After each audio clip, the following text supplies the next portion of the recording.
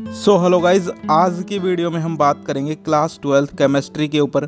यार इससे पहले आपके जो पेपर हुए हैं आपने देखा होगा, अगर आप पैटर्न को समझ के जाते हैं तो आपका पेपर आपको जो है इजी लगता है। ठीक है, आपको वैसे ही क्वेश्चंस देखने को मिलते हैं। तो यार आज बात करते हैं केमिस्ट्री की। ठीक है, अब देखिए फिजिक्स और मैथ और हिंदी की बात करें जो आपके हो चुके हैं पेपर, उनका यहाँ पर आपको जो है बिल्कुल लगभग सेम टू सेम पैटर्न मिला है। ठीक है, केमिस्ट्री में भी पैटर्न सेम मिलेगा, लेकिन देखो क्वेश्चंस हैं वो थोड़े यहाँ पर घुमाए फिराए जा सकते हैं। ठीक है, तो यार यहाँ पर आप जो है अच्छे से पैटर्न को समझना, वीडियो को कंप्लीट जरूर देखना। तो चलिए गाइज वीडियो को स्टार्ट करते हैं। उससे पहले गाइज अगर आपको जो है पास होने के लिए इंपॉर्टेंट क्वेश्चंस चाहिए तो आप यहाँ पर जो है 25 रुपये की क्लास 12 केमिस्ट्री की PDF खरीद सकते हो, जिसके अंदर आपको जो है इंपॉर्टेंट क्वेश्चंस देखने को मिलेंगे। उन क्वेश्चंस को और उनके जैसे क्वेश्चंस को आप लोग प्रैक्टिस कर सकते हो, आपके जो है ईजिली अच्छे नंबर आ जाएंगे। ठीक है, तो आप लोग खरीद सकते हो। डिस्क्रिप्शन में आपको WhatsApp नंबर मिल जाएंगे, ये टेलीग्राम ID है। ठीक है, चलिए अब बात करते हैं वीडियो की और आपको समझाते हैं आपका सैम्पल पेपर। सो गाइज यहाँ पर जो है हमने आपका सैम्पल पेपर डाउनलोड कर लिया है। चलिए अब इसको देखते हैं कि कैसे कैसे क्वेश्चंस आपके आने वाले हैं। ठीक है, ध्यान से समझना भाई, केमिस्ट्री का एग्ज़ाम है। ठीक है, तो यहाँ पर आप देखेंगे यार सबसे पहला यहाँ पर जो आपका क्वेश्चन है, यानी कि फर्स्ट क्वेश्चन है, हिंदी वाले ऊपर पढ़ सकते हैं, इंग्लिश वाले नीचे देख सकते हैं। ठीक है, एक compound is formed by two elements M and N। The element N forms CCP and atoms of M occupy 1/3 of tetrahedral voids. What is the formula of the compound. अब इस प्रकार के आपके जो है फर्स्ट चैप्टर के अंदर कुछ न्यूमेरिकल्स हैं। ठीक है, आपने देखे होंगे ए compound is formed by two elements X and Y। ठीक है, देखे होंगे ना ऐसे, ए compound formed by two elements P and Q।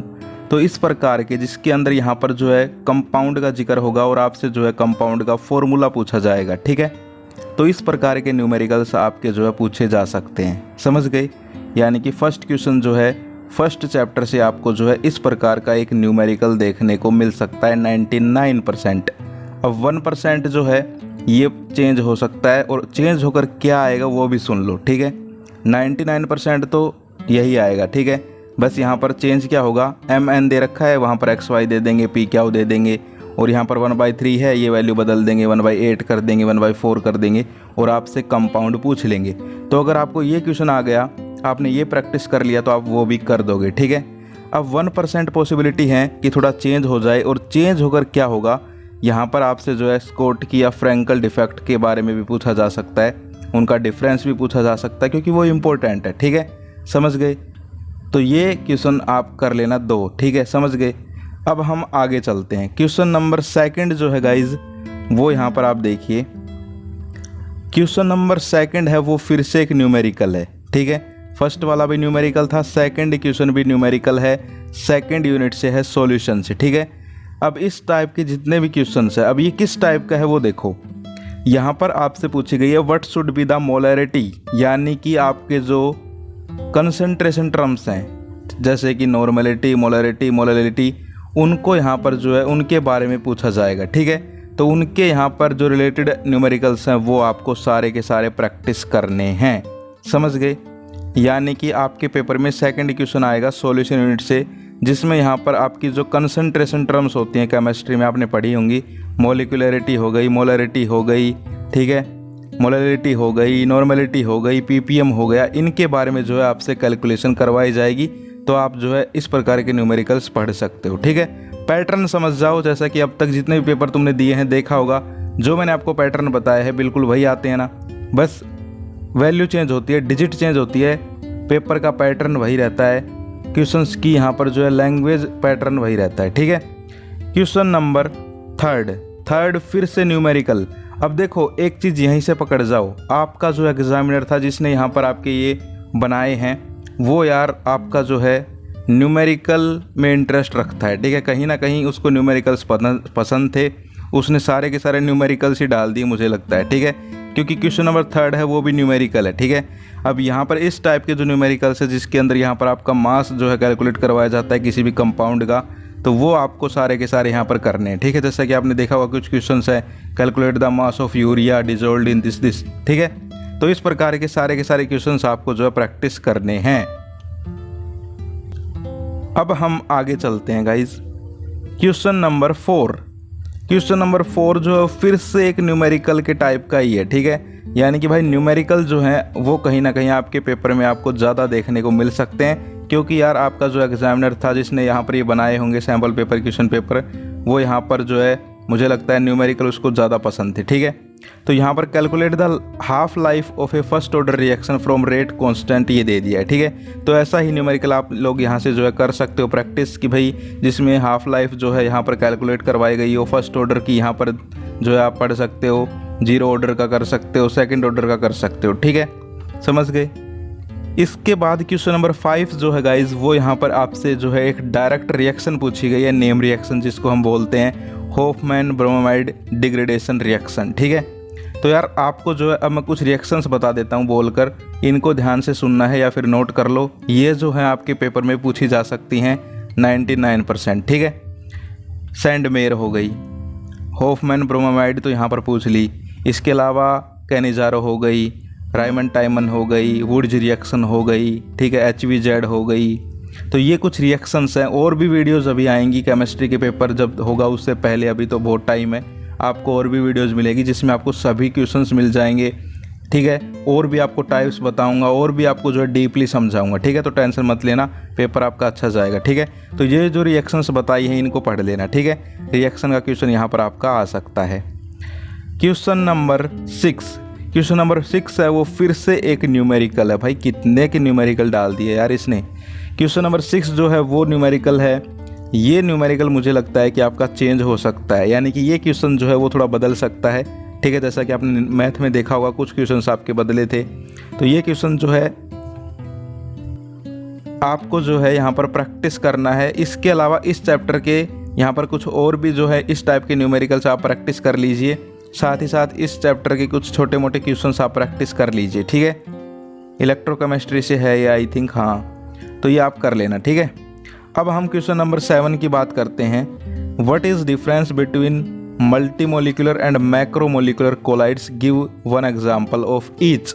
यानी कि यार इस चैप्टर से जो है हर बार एक डिफरेंस आता ही आता है, ठीक है। या तो इससे आता है या कई बार सॉलिड स्टेट से आ जाता है, स्कॉटकी और फ्रैंकल का यहाँ पर डिफरेंस, लेकिन आपके सैम्पल पेपर में इससे आया है तो चांसेस हैं कि आपके पेपर में भी इसी चैप्टर से जो है कोई डिफरेंस आए, जैसे कि फिजिकल केमिकल एडजॉर्प्शन में आ जाए, एब्जॉर्प्शन एडजॉर्प्शन में आ जाए, ठीक है, समझ गए।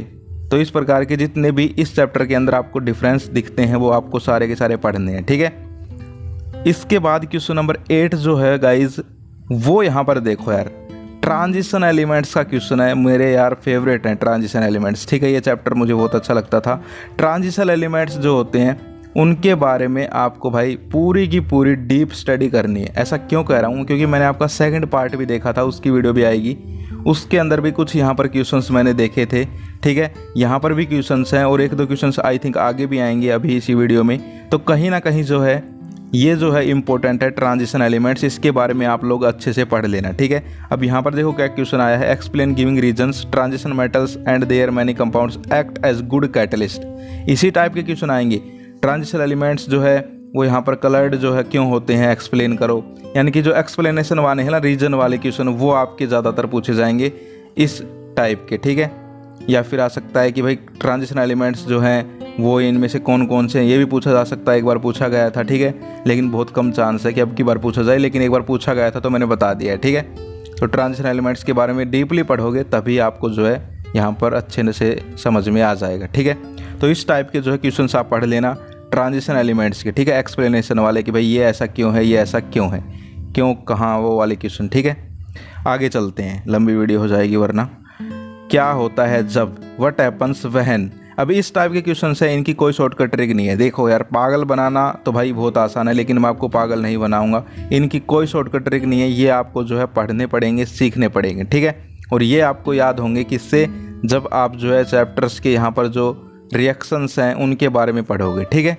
ऑर्गेनिक में स्टूडेंट्स को दिक्कत आती है, देखेंगे उसका भी कुछ करेंगे, ठीक है। तो यहाँ पर जो है कोई शॉर्टकट ट्रिक्स नहीं होती इनकी, इनको जो आपको प्रैक्टिस ही करना पड़ेगा। जितनी ज़्यादा प्रैक्टिस करोगे ये क्वेश्चंस आपके उतने स्ट्रॉन्ग होते चले जाएंगे। तो इस टाइप के इस चैप्टर से जितने भी क्वेश्चन बनते हैं वो सब आपको प्रैक्टिस करने हैं, समझ गए।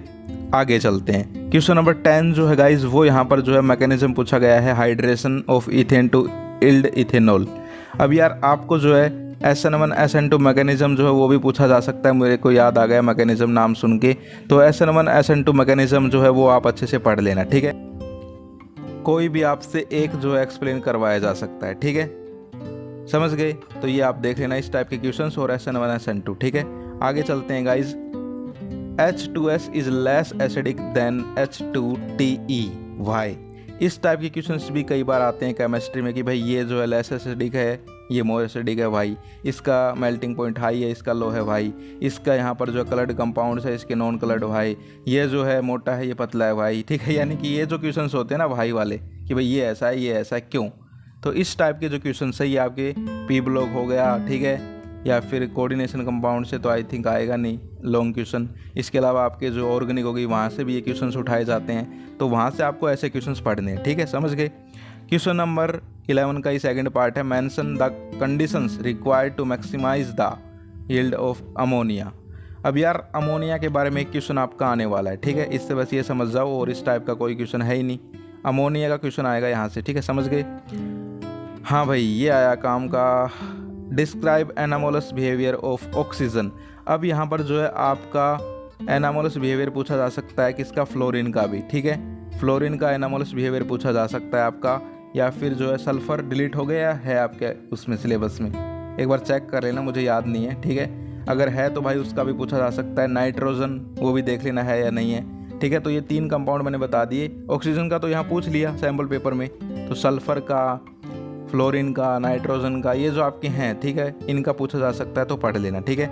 इसके और में जो है आप यहाँ पर देख सकते हो which form of sulphur show paramagnetic behaviour, तो ये आप देख लेना भाई, ये कोई ऐसा बताने वाला क्वेश्चन नहीं है। इसके बाद हम बात करें ये जो है कंप्लीट द रिएक्शन। अब जैसे कि मैंने एक क्वेश्चन पहले भी बताया था ऊपर व्हाट हैपेंस वाला, ऐसे ही है क्वेश्चंस जो होते हैं बताने की, वो मैं बता रहा हूँ, लेकिन भाई जिनमें कोई शॉर्टकट ट्रिक नहीं है, जो प्रैक्टिस के क्वेश्चन है उसमें मैं बताकर आपको जो है टाइम वेस्ट नहीं करना चाहता, वो आपको प्रैक्टिस ही करने पड़ेंगे, ठीक है। तो यहाँ पर ये जो है रिएक्शंस आपको पढ़नी पड़ेंगी, प्रैक्टिस करनी पड़ेंगी, ठीक है, सीखनी पड़ेंगी। क्वेश्चन नंबर 12 जो है वो देखो, 12 में देखो एक चक्कर है। सबसे पहले आपसे 3 जो है रिएक्शन टाइप करवाए हैं, एक यहाँ पर स्ट्रक्चर है, 2 रिएक्शन है। इसके और में एक क्वेश्चन दिया है जिसमें 3 जो है कन्वर्जन है। अब देखो 2 चीज़ें हैं, रिएक्शन जिसको आ गई वो कन्वर्जन भी कर लेगा, ठीक है, लेकिन कन्वर्जन थोड़े हार्ड होते हैं, क्योंकि उसमें जो है यहाँ पर हमारा माइंडसेट ही कुछ इस प्रकार का है कि रिएक्शन तो हम याद कर लेते हैं, जैसे कि नाम, किसी का नाम हमें याद रह जाता है, ठीक है, लेकिन उसके बारे में और डिटेल्स हमें याद नहीं रहती। अब नाम तो आपको सबका याद है ना, आप किसी की भी शक्ल याद करो, आपका उसको नाम याद होगा 100%, ठीक है, 99% होगा, समझ गए। तो कहीं ना कहीं जो नेमिंग रिएक्शंस होते हैं वो हमें याद हो जाते हैं, ये हमारी ह्यूमन टेंडेंसी है। तो नेमिंग रिएक्शन आप लोग पढ़ सकते हो। इसके और में आपको कन्वर्जन मिलेंगे, अगर कन्वर्जन करते हो तो बहुत अच्छा है, इंटेलिजेंट हो फिर तो सही है, लेकिन कन्वर्जन भाई मेरे भी बहुत वीक थे, तो मैं क्या करता था, नेम रिएक्शंस थे वो याद कर लेता था, ठीक है। तो आप लोग नेम रिएक्शन याद कर लो, मैंने आपको बता दी स्टार्टिंग में, फिर से बता देता हूँ, aldol condensation, HVZ, Cannizzaro, Sandmeyer, ठीक है, ये रिएक्शंस याद कर लो, आपका बेड़ा पार हो जाएगा, ठीक है। और इसके और में कन्वर्जन भी आएगा, तो वो भी इसी से आएंगे। सो गाइज़ ये है आपका फर्स्ट पेपर जो मैंने आपको समझा दिया है, इसके बाद और भी वीडियोज़ आएंगी, ठीक है। सो गाइज़ यही थी आज की वीडियो, फिर मिलते हैं किसी नेक्स्ट वीडियो में, तब तक के लिए जय हिंद, जय भारत।